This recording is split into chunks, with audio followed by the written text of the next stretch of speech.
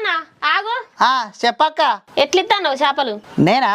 జోకైతా అక్క, జోకైతా అక్క. అవునా? చేపల పొడి ఓ అర్ధ కిలంతి, చేపల పొడి ఓ అర్ధ కిలంతి. పిసనా అక్క, నీకేమన్నా ఎవడన్నా చేపల పోటీ అమ్ముతాడా?